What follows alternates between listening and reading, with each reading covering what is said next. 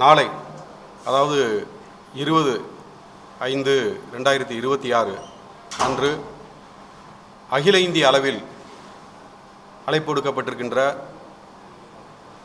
மருந்து வணிகர்களுடைய கடையடைப்பு தமிழ்நாடு மருந்து வணிகர் சங்கத்தின் கிட்டத்தட்ட 45,000 உறுப்பினர்களின் முழு ஈடுபாட்டோடு நாளை நடைபெற இருக்கின்றது. இதனுடைய முக்கியமான நோக்கம், பலமுறை நாங்கள் மத்திய அரசாங்கத்தை தொடர்ந்து வலியுறுத்தி கொண்டு வருகின்றோம். மருந்து வணிகத்தில் ஆன்லைன் மருந்து வணிகம் என்பது மிகப்பெரிய ஆபத்து. அது ஒரு சட்டபூர்வமான வணிகமும் கிடையாது. ஆன்லைன் மருந்து வணிகம் மற்ற பொருட்களைப் போல் மருந்து ஒரு சாதாரண பொருட்கள் இல்லை, உயிர் காக்கக்கூடிய ஒரு பொருள் மருந்து. ஆகவே இந்த ஆன்லைன் மருந்து வணிகத்தின் மூலமாக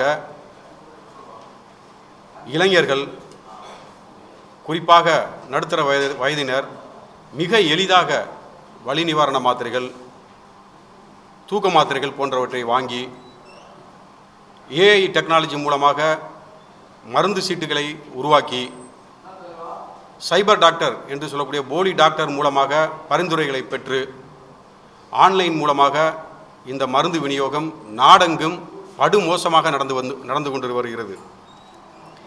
எந்த இளைஞர்களை காவல்துறையினர் கைது செய்தாலும் பிடித்தாலும் அவர்கள் கையில் வலி நிவாரண மாத்திரைகள், தூக்க மாத்திரைகள் கணக்கிலடங்காத அளவுக்கு இருக்கின்றது. இதற்கு காரணம் ஆன்லைன் மூலமாக அவர்கள் பெறுவதுதான் இதற்கு முக்கியமான காரணம். இதை தடை செய்ய சொல்லி நாங்கள் உயர்நீதிமன்றத்தில் வழக்கு போட்டோம். உயர்நீதிமன்றமும் இதற்கு தடை கொடுத்தது. சென்னை உயர்நீதிமன்றம், டெல்லி உயர்நீதிமன்றம் ஏற்கனவே இதற்கு தடை கொடுத்திருக்கின்றது. ஆனால் மத்திய அரசு இதுவரைக்கும் இந்த ஆன்லைன் வர்த்தகத்தை தடை செய்யவில்லை. இது எங்களுக்கு மிகவும் அந்த வணிகத்திற்கு மிகவும் பேராபத்தாக இருக்கிறது. ஏனென்றால் எங்களுடைய மருந்து வணிகர்கள், இந்த மருந்து வணிகர் சங்கம், குறிப்பாக சென்னை மருந்து வணிகர் சங்கம் 101 ஆண்டு பழமை வாய்ந்த மருந்து வணிகர் சங்கம். சுதந்திரத்துக்கு முன்பு உருவாக்கப்பட்ட சங்கங்களிலே இன்றளவும் உயிரோட்டமாக இருக்கக்கூடிய ஒரு சங்கம். இதுவரைக்கும் நாங்கள் ஆர்ப்பாட்டங்களோ கடையெடுப்புகளோ இல்லை போராட்டங்களோ எதுவும் நடத்தியது கிடையாது. ஏனென்றால் நாங்கள் மக்களோடு சேவையோடு சேர்ந்த ஒரு வணிகம் என்பதால் நாங்கள் மிக கவனமாகவே நடந்து கொண்டு வந்திருந்தோம். ஆனால் இந்த ஆன்லைன் வர்த்தகத்தின் மூலம் இளைஞர்கள், குறிப்பாக பெண்களுக்கு கருத்தடை மாத்திரைகள் மிக எளிதாக ஆன்லைன் மூலமாக தொடர்ந்து கிடைத்து வருகின்றது. இதனால் பல உயிரிழப்புகள் நடந்திருக்கின்றன. இதற்கு ஆதாரங்கள் இருக்கின்றன. பத்திரிகை செய்திகள் ஏராளமாக இருக்கின்றன. இதையும் பொருட்படுத்தாமல் நாங்கள் பலமுறை இது குறித்து புகார் அளித்து, ஒன்றிய அரசுக்கு புகார் அளித்து, பிரதமர் அவர்களுக்கு அளித்து, DCGI drug control general of India அவர்களுக்கு புகார் அளித்து, மத்திய சுகாதார அமைச்சருக்கு இதனுடைய ஆபத்தையெல்லாம் விளக்கி அனைத்தையும் சொல்லியும் கூட இன்னமும் இதற்கு தடை வராமல் இருப்பது எங்களுக்கு மிகுந்த வருத்தத்தை கொண்டு தருகிறது. அதே சமயம் இது ஒரு சமுதாய சீரழிவுக்கு வழிவகுக்கக்கூடிய ஒரு வர்த்தகம். ஆகவே நாங்கள் மத்திய அரசை வலியுறுத்தி அடையாளமாக நாளை ஒரு நாள் முழு கடையடைப்பு நடத்த அகில இந்திய அளவில் 12.5 லட்சம் மருந்து வணிகர்களும் முடிவு செய்துள்ளோம். அதே சமயம் இரண்டாவது எங்களுடைய கோரிக்கையாக, மருந்து வணிகத்தில் ஏராளமான கார்ப்பரேட் நிறுவனங்கள் உள்ளே வந்திருக்கின்றார்கள். கார்ப்பரேட் நிறுவனங்கள் கவர்ச்சிகரமான தள்ளுபடி என்ற பெயரில் தரக்குறைவான மாத்திரைகளை பொதுமக்களுக்கு விற்க ஆரம்பித்து விடுகின்றனர். இந்த தரக்குறைவான மருந்துகளை விற்பதால் ஏற்படும் போட்டிகளால் பாரம்பரியம் மிக்க மருந்து வணிகர்கள் மிகவும் பாதிக்கப்படுகின்றனர். அரசாங்கத்திற்கு இதையும் நாங்கள் பலமுறை எடுத்து சொல்லியிருக்கின்றோம். இந்த கார்ப்பரேட் வர்த்தகத்தினுடைய தாக்கம் என்ன, அதனால் மருந்து வணிகம் எந்த அளவுக்கு பாதிக்கப்பட்டிருக்கிறது, அதனால் மருந்துகளுடைய தரக்குறைவு எப்படி நடக்கிறது, போலி மருந்துகள் அதனால் எந்த அளவுக்கு உலாவிக் கொண்டிருக்கிறது என்பதையெல்லாம் எடுத்து சொல்லியிருக்கின்றோம். ஆனாலும் எங்களுக்கு இதுவரை தீர்வு இல்லை. அதே சமயம் ஆன்லைன் வர்த்தகத்தின் மூலம் ஏராளமான போலி மருந்துகள் வட இந்தியாவிலும் சரி, குறிப்பாக ஒரு சில இடங்களில் தென்னகத்திலும் பிடிபட்டிருக்கின்றது. இதையும் சொல்லியிருக்கிறோம். ரெண்டாவது, ஆன்லைன் வர்த்தகத்தின் மூலமாக மருந்துகளை பெற்று அதற்கு ஏதாவது எதிர்வினை ஏற்பட்டாலோ அல்லது போலி மருந்து என்று தெரிய வந்தாலோ அதை கண்டுபிடித்து நடவடிக்கை எடுக்கக்கூட முடியாத சூழ்நிலைகளும் இருக்கிறது. ஏனென்றால் அந்த மருந்துகளை விற்பவர்கள் வட இந்தியாவில் எங்கோ ஒரு இடத்தில் ஏதோ ஒரு மூலையிலிருந்து அதை செய்து கொண்டிருக்கின்றார்கள்.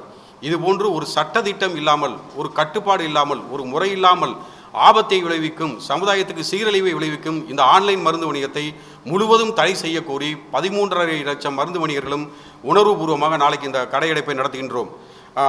மேலும் கார்ப்பரேட் மருந்து வணிகர்கள், கார்ப்பரேட் நிறுவனங்களுக்கு தொடர்ந்து அரசு இனிமேல் மருந்து வர்த்தகம் செய்வதற்கு லைசன்ஸ் கொடுக்கக்கூடாது என்பதையும் வலியுறுத்தி நாங்கள் சொல்கின்றோம். இதுவும் எங்களுடைய கோரிக்கைகளில் மிக முக்கியமான ஒரு கோரிக்கையாகவும் அமைகின்றது.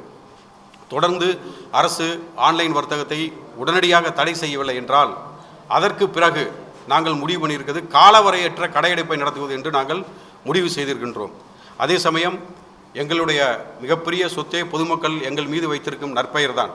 நாளை நடக்க இருக்கின்ற அந்த கடையடைப்பினால் யாராவது பொதுமக்கள் எந்த விதத்திலும் பாதிப்புக்கு உள்ளாகக்கூடாது என்பதற்காக மருத்துவமனைகளை ஒட்டியுள்ள கடைகளுக்கு நாங்கள் விலக்களித்திருக்கின்றோம். அதே சமயம் அந்தந்த பகுதிகளில் கடைகளில் அவசர தேவைகளுக்கு யாரை தொடர்பு கொள்ள வேண்டும் என்பதற்கான மொபைல் தொலைபேசி எண்களை எல்லாம் கொடுத்திருக்கின்றோம். மாவட்ட வாரியாக, கடை வாரியாக கொடுத்திருக்கின்றோம். ஆகவே பொதுமக்கள் ஏதேனும் அவசர தேவை இருந்தால் அவர்களுக்கு எந்த நேரமும் நாங்கள் எங்களுடைய சேவையை செய்வதற்கு தயாராக இருக்கின்றோம்.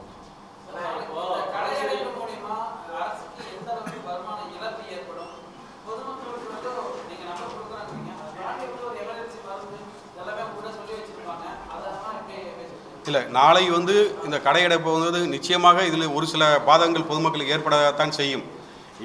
இதை கருத்தில் கொண்டு அரசாங்கம் உடனடியாக பேச்சுவார்த்தை நடத்தி இந்த ஆன்லைன் வர்த்தகத்துக்கு தடை விதிப்பது என்பது சுப்ரீம் கோர்ட்டினுடைய டெல்லி ஹைகோர்ட், சென்னை ஹைகோர்ட்டில் இந்த உத்தரவு இருக்கிறது தடை செய்ய சொல்லி.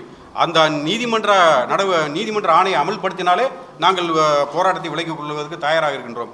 ஆனால் அரசு இதுவரைக்கும் எந்த முயற்சியும் இது சம்பந்தமாக எடுக்கவில்லை.